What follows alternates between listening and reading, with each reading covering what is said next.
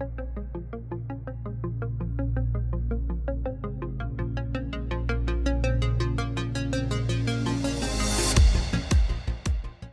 how's everybody doing?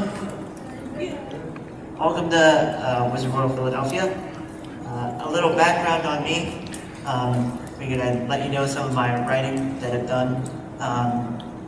I actually started out writing fan fiction when I was about 8, and that was sort of how I got into writing.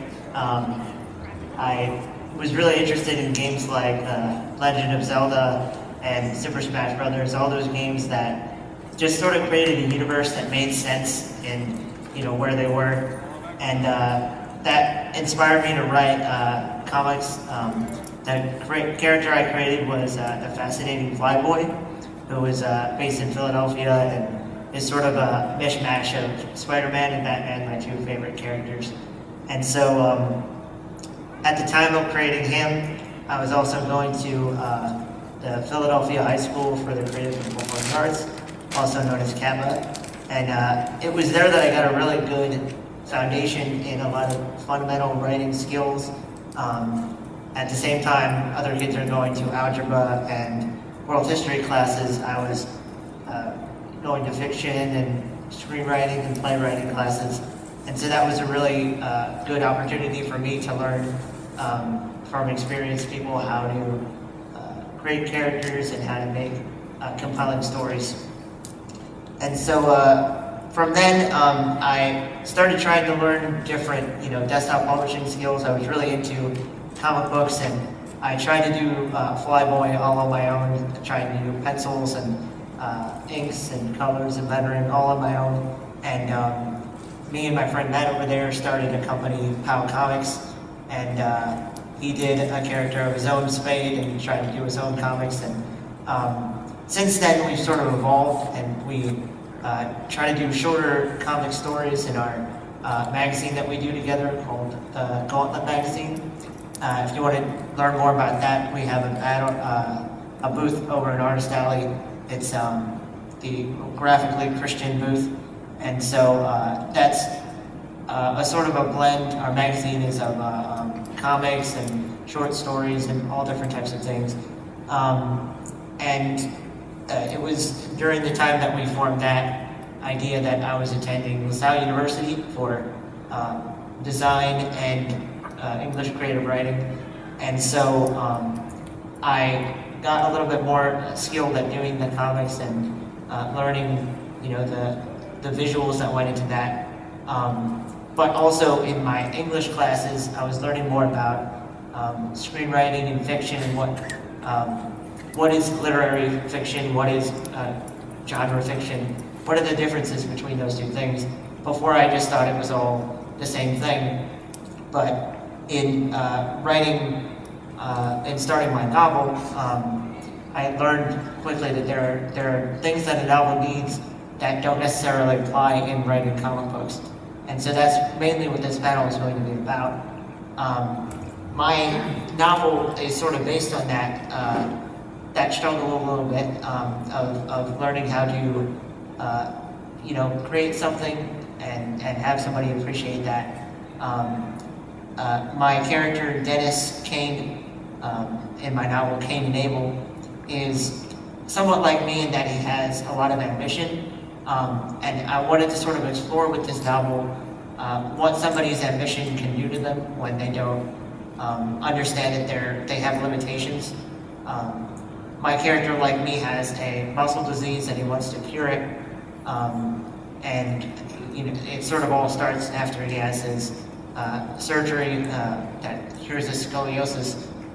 And so, after traumatic events, a lot of people sort of get this redefinition of who they are and why they're here. And so, my novel sort of takes place after that, and how this kid who's a lot like me wants to cure his own disease and help people out. So I'm going to read from part of my novel. It takes place shortly after the surgery, when the main character Dennis is learning to walk again. And I hope that this shows you a little bit more of my style of writing and give you an idea of some of the advice that I'll give later on about how to go from writing genre fiction to literary fiction. Diane is his physical therapist, and it starts out with their usual session. The next morning, as I waited for Diane to bring my wheelchair, I couldn't stop worrying about what the future would look like for me. I never really thought about where I wanted to go in life until I thought it might be taken away from me. And now that I was still here, what would I do? All the movies I saw had men, strong, able-bodied men, who got what they wanted out of life, and were looked up to as heroes. I knew I had the passion to work hard, but how could I go forward if I couldn't see what was coming around the corner? How could I have confidence when the only role models I had were superheroes and sports stars? Diane came into the room, as she usually did, without saying a word, and with a wry smile on her face. As she pushed the wheelchair in front of me, I slowly pulled my legs around and let them fall to the floor. Out of instinct, I tested my weight on them, and I gasped to myself. Diane locked the wheelchair and approached me, arms out, preparing to lift me into the chair. I put my hand up. No, I think I can do this. I took a few deep breaths, leaned forward, and stood up for the first time in 3 months. I looked up at Diane, who was holding her hand to her mouth, eyes wide. She seemed to be struggling with the instinct to hold me up, but as I took one step after another, she slowly took a facilitatory stance, walking alongside me to make sure I didn't fall. I felt like I was on stilts, no longer walking on deadened stumps that wobbled, but stiff pistons in dire need of oil. Just as I had in my exercises, I drained every ounce of pain I could from it. Instead of collapsing into the wheelchair, I felt the fire in my legs as I slowly sat. I felt as if steam shot from my nostrils as I huffed and puffed from the stress, but I had done it. Diane smacked me on the arm playfully and began laughing hysterically. She hugged me and I felt tears fall to my neck. She immediately called my parents while they were at work to tell them what I had done. I didn't even have to ask him. I'm so proud, she said. She reminded me of some of the guys in my class when they were describing a touchdown. In my own little way, I had done what an athlete does. I had trained day in and day out, and it culminated in one historical moment that would be remembered forever. I felt like graduation day when I met Rebecca, my new occupational therapist. No, she wasn't helping me find a job. An occupational therapist is someone who helps you learn how to do everyday things all over again. The job sounds easy enough, but I was again living in a fantasy world. In my mind, I was capable of carrying books. Piece of cake. But when it came time to pick them up, they were cement blocks. Rebecca tried to encourage me. Don't think of it as if I'm teaching you to carry books, she said. I know you know how to do this. My job is to help you define your limits and adapt to them. My limits? However you did things before, that's the goal, she said, smiling.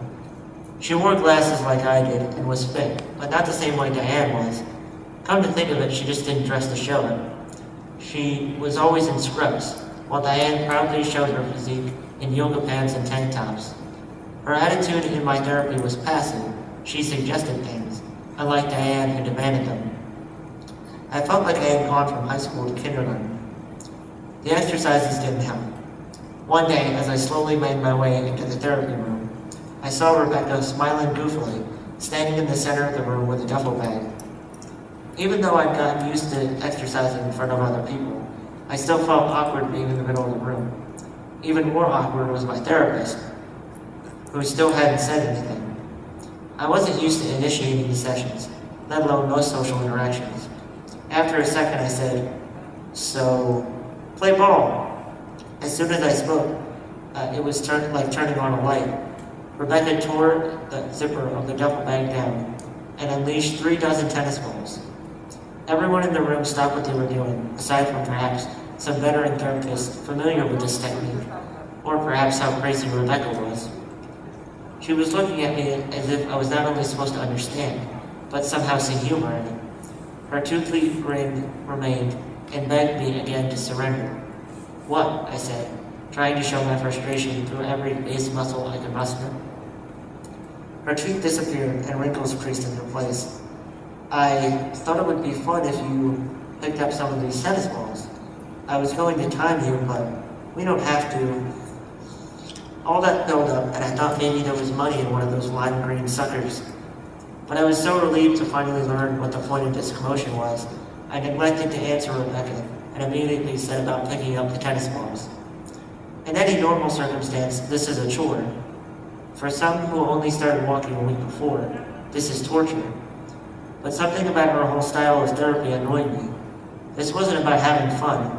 This was about fixing things, getting things to work the way they should. It wasn't about what I wanted to do. It was about pushing past my limits to be even better than I expected. I got 20 of the balls back in and saw there were roughly 5 more scattered in one direction and 2 on the other side of the room.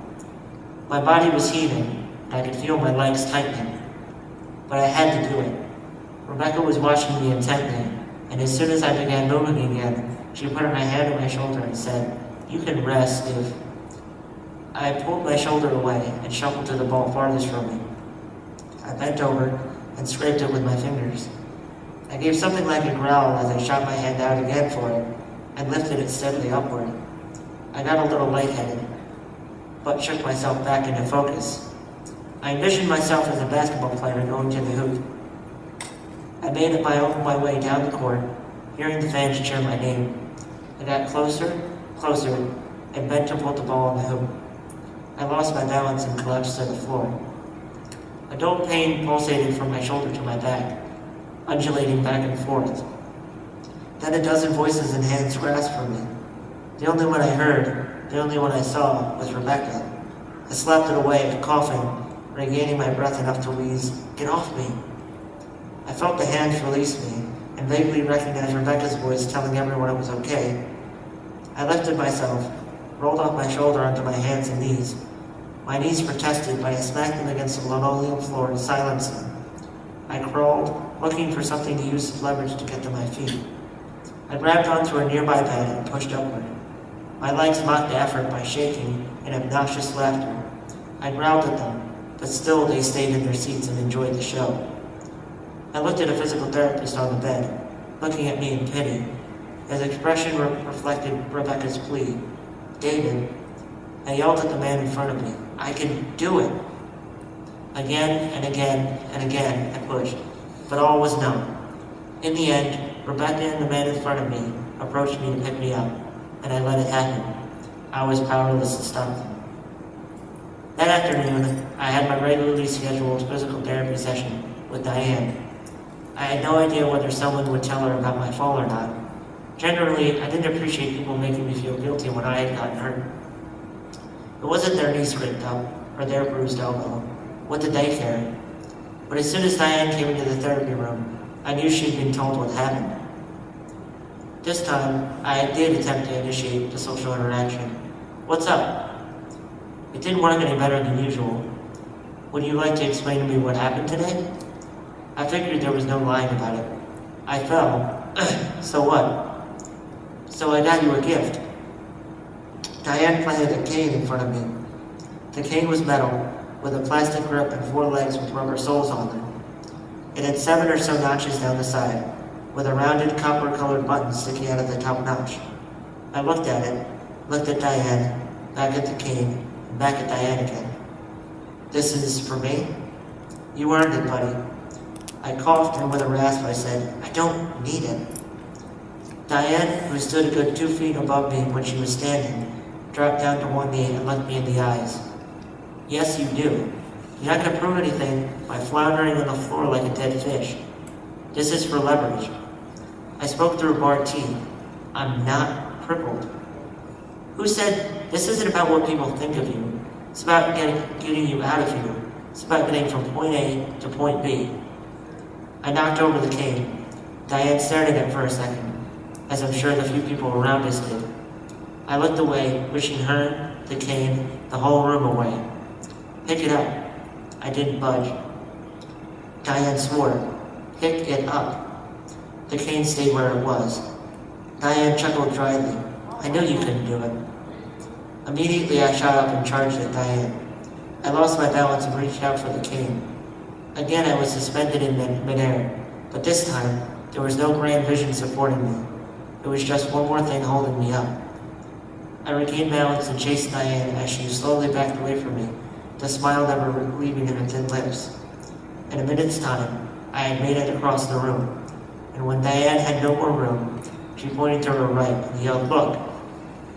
I turned my eyes and saw my reflection in the mirror. I hadn't seen myself standing yet. It took my breath away. I gained weight back, and the olive tone had returned to my skin. It was a lot cleaner and better groomed than at last I had seen myself. Then I looked at the cane in my hand, propping me up. I wanted to throw it to the floor again, but Diane's voice stopped me. "This is who you are, David. You can either accept it or run from it. It's not about what I expect from you, or what anyone thinks you are.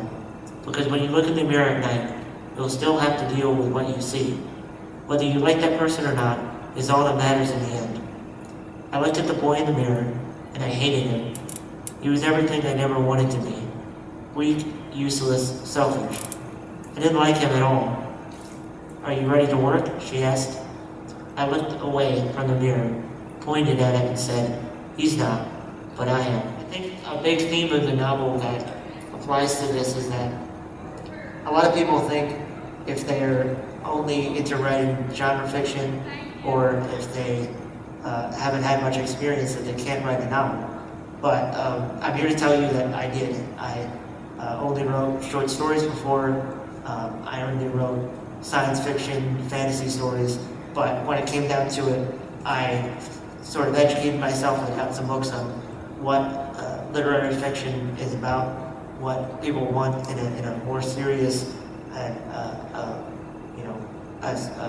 novel, an actual novel, and I did it. So I'm here to just give you that pep talk if you're looking for it, and also to describe for you some of the differences that I learned about in my education about what are the differences between what somebody wants in a comic and a more serious novel. So one thing, if you haven't heard what somebody described what genre fiction is, what literary fiction is, genre fiction is, it relies on conventions. We're used to seeing stories with good guys versus bad guys, escalating action, a neat and tidy conclusion with a moral at the end. And those are just some examples of things that genre fiction deals with. But mainly it's telling a simple story, something that you've seen a couple dozen times before. But literary fiction is focused on developing characters. It has a purpose to the plot that it's revealing to you. There's a difference between a good story and a good plot.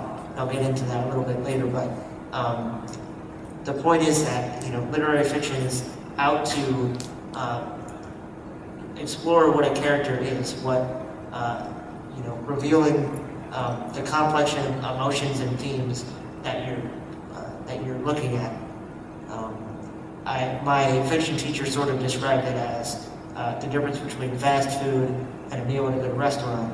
Fast food at the time is enjoyable, but it's not really memorable. You sort of get it while you're on the run, and it does the trick for that time, but it's not something that you want to rely on for the nutrition. And so in the same way, genre fiction, a good fantasy TV show or comic book or something, is something that is enjoyable to read, but it doesn't leave you thinking about it. It doesn't. It's not very memorable, and it doesn't have complex themes that make you think about it 2, 3, 4 years down the line. Another thing in literary fiction is that it's a principle that writing teachers say all the time is show don't tell, and that's just a way to reveal complex themes and emotions, because if you're saying Bob was angry instead of really going into having the reader see from different actions that they take the conflict between two people, that's a lot more revealing than just telling people what to think, what the characters are thinking. To show action between two characters is a lot more revealing. The next thing I want to do is get into a little bit about characters. In genre fiction, they usually want one thing that can evolve over time. But you know, that stays constant pretty much between genre fiction and literary fiction. But the thing about literary fiction is that it adds layers to that. Even if there's a character that pretty much only wants one thing, that has a primary motivation, you still want to show that in a complex way. A good two examples for this is, I want to use this Batman and Walter White. With Batman, you have somebody that pretty much goes back and forth between Bruce Wayne and being Batman. And so there's two personalities, there's two roles that he has. And you don't really get to explore much of either one. They're both pretty much what you expect them to be each time. But with somebody like Walter White, and I wrote this down so I can remember, he's a drug kingpin, he's a father, he's a husband, a brother-in-law, a teacher, and who he is suddenly changes when you see him in a different role. And so if you have a character that doesn't have very many relationships, then you're not going to be able to investigate who he is and what he stands for if he only has two things that he's doing. I would like to think of characters as actors, and their job is to show something profound or insightful through their interactions. You mainly want to focus on one main character. There are some stories, like some novels, like Maybe Les Miserables, or something that are so focused on theme and in the historical context that you get a lot from many different viewpoints. But mainly the most memorable and the best stories are focused on one main character who is complex, who has many different roles. One hard and fast rule that I can give you is that it's okay to have a static character, but it's not okay to have a stock character. And to define those things for you, a static character is, like I said, somebody that might have one way of working with things. Like, for example, Walter White, he's getting further and further into the drug business, and so he has sort of a one-track mind for the most of the show. But the fact is that he is such a complex character, and he's in so many different relationships, that it's interesting to see his evolution throughout the show. But a stock character is somebody that you've seen thousands of times in other stories. You never want to make a stock character somebody that you just know what to expect. You pretty much know what they're going to say, you know what their dialogue is going to sound like the minute you first meet them. People want to read unique characters, and that's probably why it's best to use your own voice or the voices of people that you know in your stories, because those are unique people and you have a unique viewpoint when you're writing. But if you just base your character on somebody else's character or on a character that you've seen before, that's not going to be interesting for people to read. So static characters, somebody that is the same way throughout most of your work, that's all right. You can probably use that in your novel, but not a stock character. One very good writing tool that I've used countless times and that will probably help you writing your novels or your stories is called Levitt's paradigm. Sort of sounds like a really intricate math problem, but if you can picture a chart and you have all of your chapters at the top and all of your characters, or if you know that there's going to be certain events, all your characters or plots on one side. So each chapter you say, okay, my main character is going to make this decision, and that's what's moving the novel forward. I know that this is the most important plot that I have going through this, and then you have subplots that throughout each chapter since you're looking at it in chart form, you can see the progression that subplot is making, and you can sort of make sure that all of your plots are done by the end of the novel. But that's a way to sort of visually remind yourself, this is my main character, he's moving the story forward, but you can also manage your subplots in the other sections down the side. A word on plot serves the characters and the theme, and not spectacle or shock value. that's one thing that in genre fiction is very often why a scene or an act, maybe even a whole act of a movie or a comic book doesn't work, because it's there just to make stuff look nice. Or even if it is a novel, it's there so that you can describe a certain setting.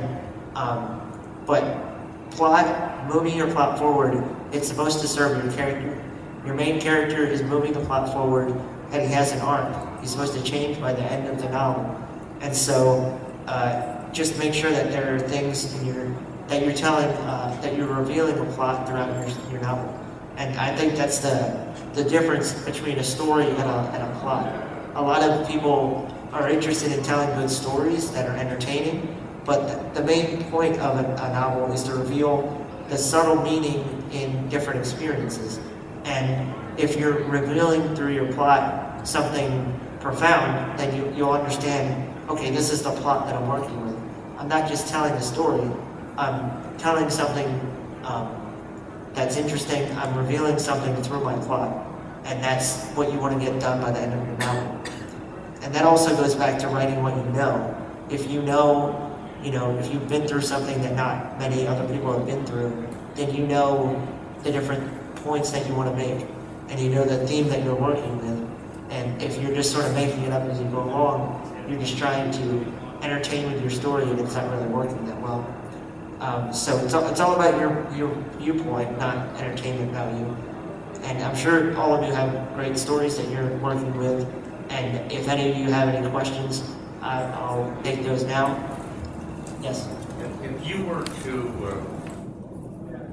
take your story that you started, what would you advise the author of that? Make it more visual. Basically, make sure that you have a structure worked out, something where you know your beginning, middle, and end. So you have you said an idea for a character, or you basically since as I said, the character drives a good story. You basically want to see put your character. You'll hear this a lot in writing classes. Put your character up a tree. So basically, if your character is somewhere where they're in conflict with everyone, then you'll understand, it'll just naturally come to you what the story is going to be about, because you see how that character differs from those around him. So I would say that would be a good writing, if you're sort of stuck, that's a good writing exercise, to put your character in an unfamiliar territory and then see how they negotiate whatever conflict you have for them. Yes? How do you spell the Levitt's paradigm? Oh, it's Levitz. No problem. Yes? Do you have any material that you would recommend for people who are just starting to get into writing, relatively fundamental? Well, I actually got the Levitt's paradigm from a book on writing comics. That's a DC Comics Guide to Writing. So that was actually really crucial in planning out my novel, to sort of see, what all the different characters want on one side, and then seeing what the decisions they make to get what they want, comparing those. And then a book that sort of showed me the divide between genre fiction and literary fiction was the writing fiction narrative craft, I think that's what it's called. And that was a really good book, just to explore the characters, plot, dialogue. It's a very good fiction writing book. Thank you. Have you ever written screenplays? I did in my screenwriting class. I had to write 25 pages of a screenplay.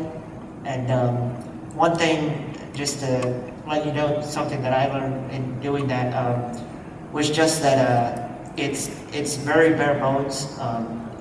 It's sort of like writing a comic script, where you're pretty much just describing the action that the actors are taking. And so it's sort of, setting scenes doesn't really go into it as much. You're pretty much just describing what actors are doing and saying. But that was a lot different type of writing for me. Usually, if I write a comic book, I just sort of draft out, what the panels are going to look like, and write dialogue next to that. So that was, I think, really good training for comic writing as well. So if you guys have any other questions, I'll be at the Graphically Christian booth in Artist Alley. I'd like to thank you all for coming out, and have a nice day. Thank you.